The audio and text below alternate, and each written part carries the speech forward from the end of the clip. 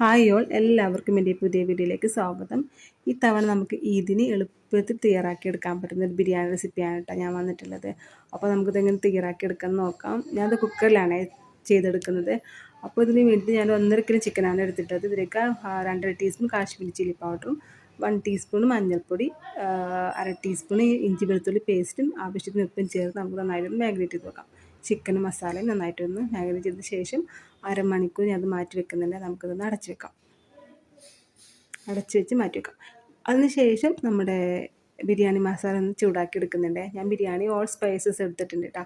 അപ്പോൾ ഒരു പാനിലിട്ട് ലോ ഫ്ലെയിമിൽ ജസ്റ്റ് ഒന്ന് ഫ്രൈ ആക്കി എടുത്താൽ മതി. നന്നായിട്ടൊന്ന് ചൂടാക്കണ്ട, ജസ്റ്റ് ഒന്ന് ഫ്രൈ ആക്കി എടുത്താൽ മതി.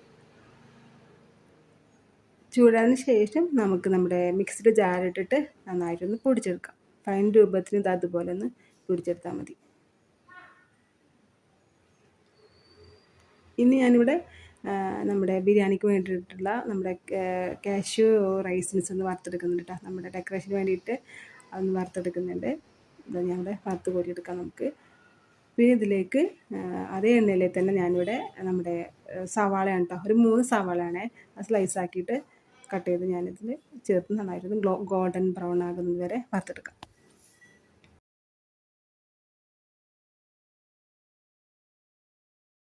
ആ എണ്ണയിലിട്ട് തന്നെ നമുക്കൊരു 3 പച്ചമുളകും കറിവേപ്പിലയും കൂടി വറുത്തെടുക്കാം.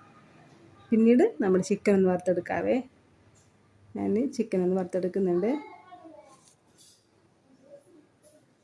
നമ്മുടെ ചിക്കൻ ഫ്രൈ ആയി കിട്ടിയിട്ടുണ്ട്. ഇനി നമുക്ക് ചട്ടിലൊന്ന് കോരിയെടുക്കാം. ഇനി സെക്കൻഡ് ബാച്ചും കൂടി ഞാൻ ചിക്കൻ ഒന്ന് ഇട്ട് കൊടുക്കുന്നുണ്ട്. നമുക്ക് ബിരിയാണിക്ക് വേണ്ടിയിട്ടുള്ള നമ്മുടെ ഇഞ്ചി വെളുത്തുള്ളി പേസ്റ്റ് തയ്യാറാക്കി എടുക്കാം. ഒരു വലിയൊരു കഷ്ണം ഇഞ്ചും പിന്നെ ഒരു 1/4 കപ്പ് വെളുത്തുള്ളിയും പിന്നെ ഒരു 5 പച്ചമുളകും കൂടി ചേർത്ത് ഞങ്ങളുടെ ഇടികല്ലിലാണ് ചതച്ചെടുക്കുന്നത്. മിക്സിയുടെ ജാറിലിട്ട് നമ്മൾ അരച്ചെടുത്താൽ ബിരിയാണിക്ക് വേറൊരു ടേസ്റ്റ് ആയിട്ട് നമുക്ക് കിട്ടൂട്ടാ. എനിക്ക് അങ്ങനെയാണ് തോന്നിയിട്ടുള്ളത്. അപ്പോൾ ഞാൻ ഇവിടെ എപ്പോഴും ബിരിയാണി തയ്യാറാക്കി എടുക്കുമ്പോൾ ഇടികല്ലിലാണ് ചതച്ചെടുക്കുന്നത്. അപ്പോൾ ഒരു പ്രത്യേക ടേസ്റ്റ് ആയിരിക്കും. അപ്പോൾ അതാ ഇതുപോലെ ഞാനിവിടെ ചതച്ചെടുത്തിട്ടുണ്ട്. നമുക്ക് നമ്മുടെ ബിരിയാണി റൈസും തയ്യാറാക്കി എടുക്കാം കേട്ടോ. അപ്പോൾ ഞാനിവിടെ 2 കപ്പ് കൈമ റൈസാണ് എടുത്തിട്ടുള്ളത്. ഇത് ഞാനിവിടെ ഒരു 10 മിനിറ്റ് വെള്ളം ഒഴിച്ചിട്ട് സോക്ക് ചെയ്ത് വെച്ചിട്ടുണ്ട് ഈ റൈസ്. ഇനി ബിരിയാണിക്ക് വേണ്ടിയുള്ള മസാല തയ്യാറാക്കി എടുക്കാം. ഞാൻ നേരത്തെ പറഞ്ഞിരുന്നല്ലോ ഞാൻ കുക്കറിലാണ് ചെയ്തെടുക്കുന്നതെന്ന്. അപ്പോൾ നേരത്തെ ഫ്രൈ ആക്കി വെച്ചുള്ള ചിക്കൻ്റെ എണ്ണ ഉണ്ടല്ലോ, അതാണ് ഇതിലേക്ക് ഒഴിച്ച് കൊടുത്തിട്ടുള്ളത്. ഒരു 1 ടീസ്പൂൺ ഗീയും കൂടി ചേർത്ത് കൊടുത്തിട്ടുണ്ട് കേട്ടോ. ഇതിന് ശേഷം ഒരു 4 സവാളയാണ് അത് സ്ലൈസാക്കി കട്ട് ചെയ്തതാണ്, അതുകൂടി ചേർത്ത് നമുക്ക് നന്നായിട്ട് കുക്കാക്കി എടുക്കാം. ഞാനിവിടെ സവാള അടച്ചു വെച്ചിട്ടാണ് കുക്കാക്കി എടുക്കുന്നത്. ആ ഒരു ടൈമിൽ നമുക്ക് നമ്മുടെ റൈസ് തയ്യാറാക്കി എടുക്കുന്നുണ്ട് കേട്ടോ. ഒരു പാനിലേക്ക് ഞാനിവിടെ 1.5 ടീസ്പൂൺ ഗീയും പിന്നെ ഒരു 1 ടീസ്പൂൺ സൺഫ്ലവർ ഓയിലും കൂടി വെച്ചത് കേട്ടോ. അത് ചൂടായതിന് ശേഷം നമ്മുടെ അരി ഇട്ട് കൊടുത്ത് നന്നായിട്ടൊന്ന് വറുത്തെടുക്കുന്നുണ്ട്. പിന്നീട് ഇതിലേക്കൊരു 3.5 കപ്പ് വെള്ളം ചേർത്തെടുത്തിട്ടുണ്ട്. ഇനി നമുക്ക് നമ്മുടെ റൈസ് ഒന്ന് വേവിച്ചെടുക്കാം. നമ്മുടെ ബിരിയാണി സ്പൈസസ് ഇട്ട് കൊടുത്തിട്ടുണ്ട് കേട്ടോ. നമ്മുടെ കറുകപ്പട്ട, ഏലക്ക, ഗ്രാമ്പാണ് അത് ഇട്ട് കൊടുത്തിട്ടുണ്ട്. അപ്പോൾ റൈസ് കുക്കായി വന്നിട്ടുണ്ട്. റൈസ് ഒരുപാട് കുക്കാക്കി എടുക്കണ്ട കേട്ടോ, കാരണം നമ്മൾ ദം ചെയ്യുമ്പോൾ നന്നായിട്ട് വെന്ത് പോകും. അപ്പോൾ ചെറുതായിട്ടൊന്ന് വെന്തിച്ചെടുത്താൽ മതി. പിന്നീട് ഞാൻ നേരത്തെ അടച്ചു വെച്ചിട്ടുള്ള നമ്മുടെ സവാള ഉണ്ടല്ലോ, അത് ഇത്തിരി കരിഞ്ഞ് പോയിട്ടുണ്ട്, അതൊന്നും കുഴപ്പമില്ല. പിന്നെ ചതച്ച് വെച്ചിട്ടുള്ള നമ്മുടെ ഇഞ്ചി വെളുത്തുള്ളി പേസ്റ്റാണ് ഇട്ട് കൊടുത്തിട്ടുള്ളത്. പിന്നീട് നന്നായിട്ട് അതിൻ്റെ പച്ചമണം മാറിയതിന് ശേഷം ഒരു 4 തക്കാളിയാണ് ഇട്ട് കൊടുത്തിട്ടുള്ളത്. നന്നായിട്ടൊന്ന് വഴറ്റിയെടുക്കാം. തക്കാളി നന്നായിട്ട് കുക്കായി വരട്ടെ. പിന്നീട് ഞാനിവിടെ ഇതിലേക്ക് നമ്മുടെ മല്ലിയില പുതിനയില ഉണ്ടല്ലോ, ഇത് നന്നായിട്ട് ചോപ്പാക്കിയിട്ടുള്ളതാണ്, അതുകൂടി ചേർത്ത് നമ്മൾ നന്നായിട്ടൊന്ന് വഴറ്റിയെടുക്കാം. ഇതിലേക്ക് 1/2 കപ്പ് പുളിയില്ലാത്ത തൈരാണ്. ഒട്ടും പുളി ഉണ്ടാവാൻ പാടില്ല തൈരിന്, കാരണം പുളി ഉണ്ടെങ്കിൽ നമ്മുടെ ബിരിയാണീൻ്റെ സ്ട്രക്ചർ തന്നെ മാറിപ്പോവും. അപ്പോൾ ഒട്ടും പുളിയില്ലാത്ത തൈര് വേണം ബിരിയാണി ചേർത്തെടുക്കാൻ വേണ്ടിയിട്ട്. ഇനി ഇതിലേക്ക് നമ്മൾ നേരത്തെ തയ്യാറാക്കി വെച്ചിട്ട് നമ്മൾ ഫ്രൈ ആക്കി വെച്ചിരിക്കുന്ന നമ്മൾ ചിക്കൻ ഉണ്ടല്ലോ, അതുകൂടി ഇതിലേക്ക് ആഡ് ചെയ്ത് കൊടുത്തിട്ടുണ്ട്. നന്നായിട്ടൊന്ന് വഴറ്റി കൊടുക്കാം. അതിന് ശേഷം നമ്മൾ നേരത്തെ പൊടിച്ച് വെച്ചിട്ടുണ്ടായിരുന്ന മസാല ഉണ്ടല്ലോ, അതുകൂടി ചേർത്ത് കൊടുക്കാം അതിലേക്ക്. പിന്നെ ഇതിലേക്ക് ഞാൻ വേറെ സ്പൈസസ് ഒന്നും ഞാൻ ചേർത്ത് കൊടുക്കുന്നില്ല കേട്ടോ ഈ ബിരിയാണിയിലേക്ക്.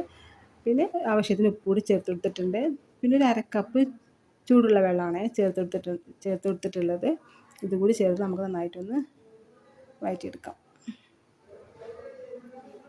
പിന്നീട് ഞാൻ നേരത്തെ തയ്യാറാക്കി വെച്ചിരുന്ന നമ്മുടെ ഒനിയൻ ഉണ്ടല്ലോ, സവാള ഫ്രൈഡ് ഒനിയൻ, അതുകൂടി ചേർത്ത് കൊടുത്തിട്ടുണ്ട്. ഒരു കുറച്ചാണ് അത് ചേർത്ത് കൊടുത്തിട്ടുള്ളത്. ഇനി നമുക്ക് നമ്മുടെ റൈസ് ഒന്ന് ഇട്ട് തയ്യാറാക്കി എടുക്കാം. റൈസ് ഒന്ന് ഏകദേശം കുക്കായി വന്നിട്ടുണ്ട്. ഇനി നമുക്ക് നമ്മുടെ ബിരിയാണി ഒന്ന് ദം ചെയ്തെടുക്കാം. അങ്ങനെ എന്താ പറയുക ലെയറായിട്ടില്ല ഞാൻ ചെയ്തെടുക്കുന്നത് കേട്ടോ. മസാലേന് മുകളിലേക്ക് റൈസ് ഇട്ട് കൊടുത്തിട്ട് പിന്നെ അതിന് ശേഷം ഗീയും പിന്നെ നമ്മുടെ ഫ്രൈഡ് ഓനിയനും ഇത്തിരി പൈനാപ്പിൾ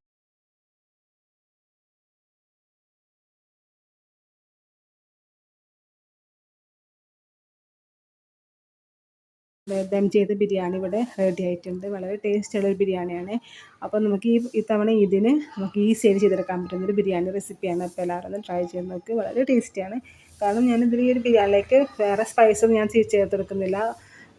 നമ്മുടെ പൊടിച്ച് വെച്ചിട്ടുള്ള നമ്മുടെ ആ ഓൾ സ്പൈസസ് ബിരിയാണി മസാല ഉണ്ടല്ലോ, അത് മാത്രം ഞാൻ ചേർത്തെടുത്തിട്ടുള്ളതാണ്. വേറെ ഗരം മസാല അങ്ങനെ ബിരിയാണി മസാല അതൊന്നും ഞാൻ ആഡ് ചെയ്തിട്ടില്ല ഈ ഒരു ബിരിയാണി. അപ്പോൾ അത്രയ്ക്ക് നല്ല ടേസ്റ്റി ആയിട്ടുള്ള ബിരിയാണിയാണ്. അപ്പോൾ എല്ലാവരും ഈ തവണ എല്ലാവരും ഒന്ന് ഈ ബിരിയാണി ഒന്ന് ട്രൈ ചെയ്ത് നോക്ക്. വളരെ ടേസ്റ്റി ആയിട്ടുള്ളൊരു ബിരിയാണിയാണ്. അപ്പോൾ എല്ലാവർക്കും എൻ്റെ ചാനൽ കണ്ടിട്ട് ഇഷ്ടപ്പെടുന്നുണ്ടെങ്കിൽ എൻ്റെ ചാനൽ സബ്സ്ക്രൈബ് ചെയ്യണേ. പിന്നെ എൻ്റെ ചാനൽ എൻ്റെ വീഡിയോസ് പിന്നെ എൻ്റെ വീഡിയോ കണ്ടിട്ട് ഇഷ്ടപ്പെടുന്നുണ്ടെങ്കിൽ എൻ്റെ വീഡിയോക്ക് ഒരു ലൈക്ക് കൂടി ചെയ്യണേ. അപ്പോൾ എല്ലാവരും ഈ പ്രാവശ്യം ഈ ഒരു ബിരിയാണി ഒന്ന് ട്രൈ ചെയ്ത് നോക്ക്. വളരെ ടേസ്റ്റുള്ളൊരു ബിരിയാണിയാണ്. എല്ലാവർക്കും ഇഷ്ടമാവും ഈ ഒരു ബിരിയാണി റെസിപ്പി.